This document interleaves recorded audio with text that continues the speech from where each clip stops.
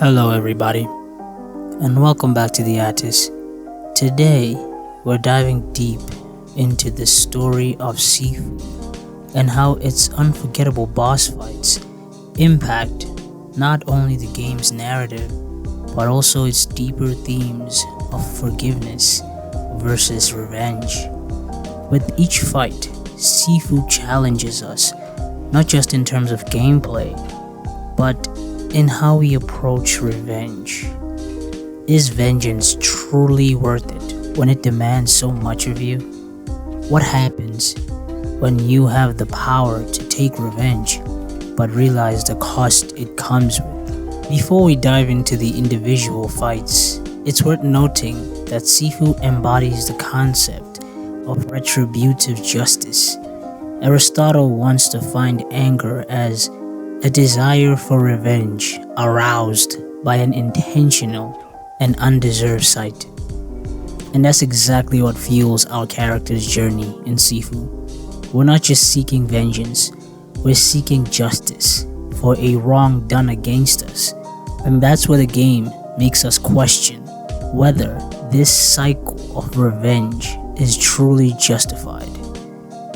This mirrors the cycle of hatred seen in Naruto, particularly in Naruto's confrontation with pain, where the struggle between vengeance and understanding becomes central to the narrative. What's interesting is how Sifu itself evolves as you play. At first, it's brutally hard. You feel weak, outmatched, and frustrated, much like how the initial stages of hate and revenge can feel overwhelming. But as you master the game, things start to get easier. You learn the enemy's patterns, improve your skills, and gain the strength to fight back. In many ways, this mirrors the knowledge and power that come with revenge. The more you let hate guide you, the easier it becomes to follow through with it. Yet the further you go, the harder it becomes to turn back. And this is where Sifu's story really makes you think. Our first boss, Aja, the botanist, really sets the stage for what Sifu is about. Aja, living among plants in this tranquil but deadly setting, mirrors the idea of growth and decay. You can see how his combat style is inspired by natural movements, quick and precise, like nature itself. This fight feels almost meditative, and it's a nod to characters like those in classic martial arts movies, where the calmer they are, the deadly they are. But Faja also represents the beginning of the cycle of revenge. As the game's first boss, it's easy to get swept up in the desire for vengeance. But there's a deeper question here. Is this revenge truly deserved? Or are we simply acting on Aristotle's definition of anger? A feeling born out of being intentionally wronged.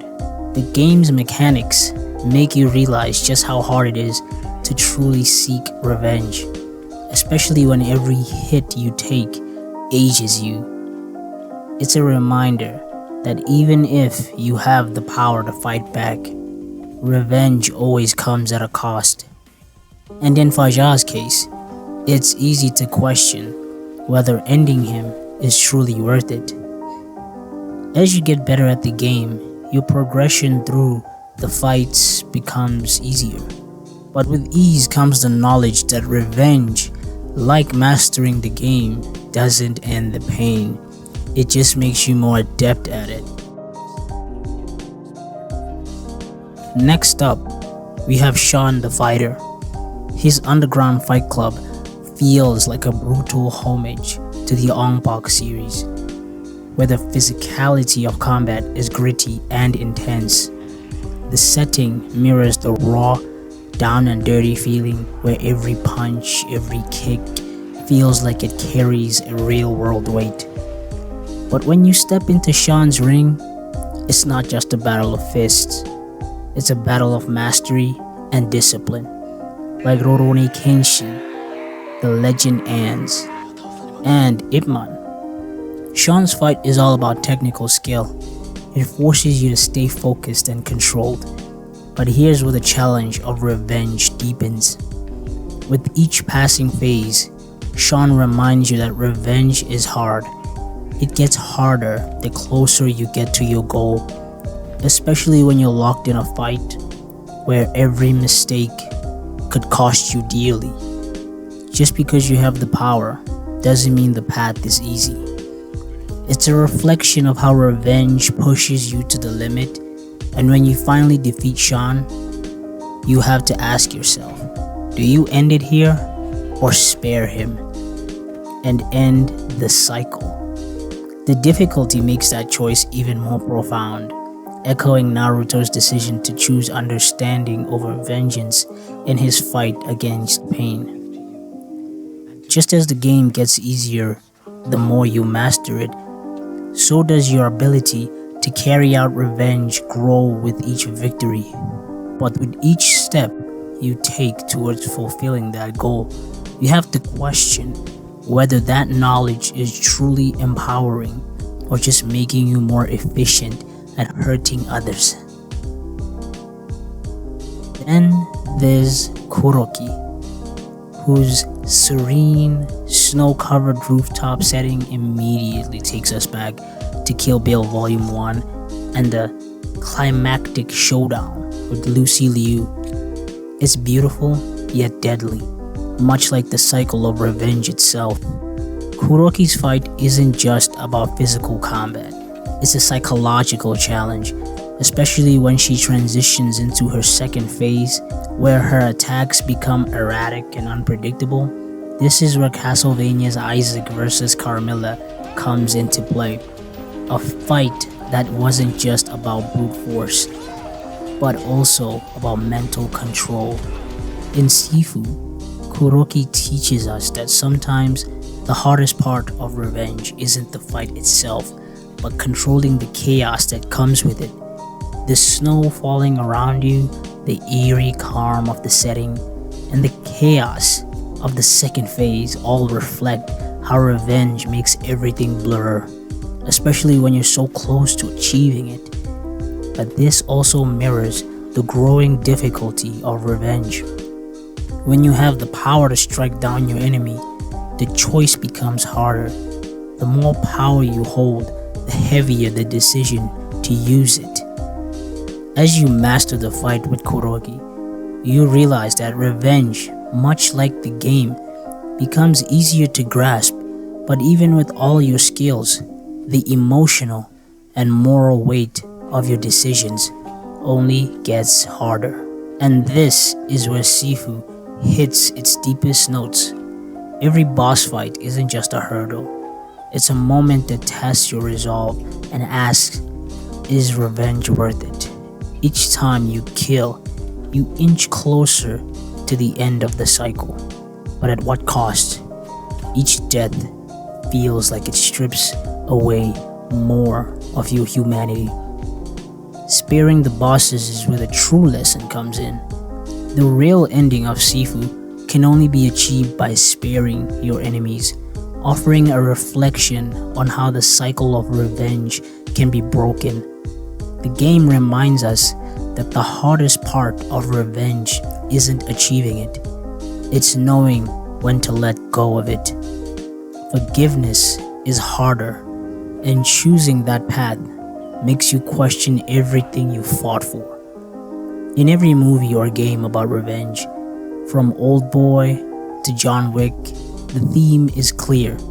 Revenge is never easy, and even if you're strong enough to carry it out, you must ask yourself if it's worth it. Sifu masterfully makes you feel this through its punishing mechanics, forcing you to evaluate every blow you land and every life you take. The game gets harder the more powerful you become, symbolizing how the road to revenge only gets tougher the further you walk down it. The bosses in Sifu serve as much more than challenging fights. They represent different aspects of the cycle of revenge, whether it's Fajar's duality of nature, Sean's disciplined strength, or Kuroki's chaotic beauty. Each boss forces you to confront not just your enemies, but your own convictions and motivations. Do you want to complete the cycle of revenge, or will you break it? Aristotle's definition of anger as a desire for revenge due to an intentional slight resonates deeply here. Each boss embodies that anger, but as you fight them, you realize that revenge isn't just about justice, it's about the toll it takes on you. Sparing them in the end feels like the only true release from the cycle. At the start, Sifu feels like an impossible task.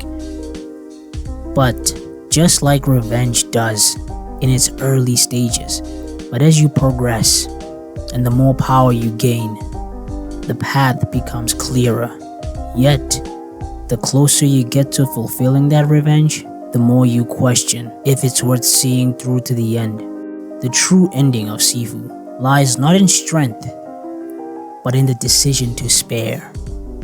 Only then do we truly see the game for what it is, a reflection on how forgiveness can be the hardest but most rewarding path.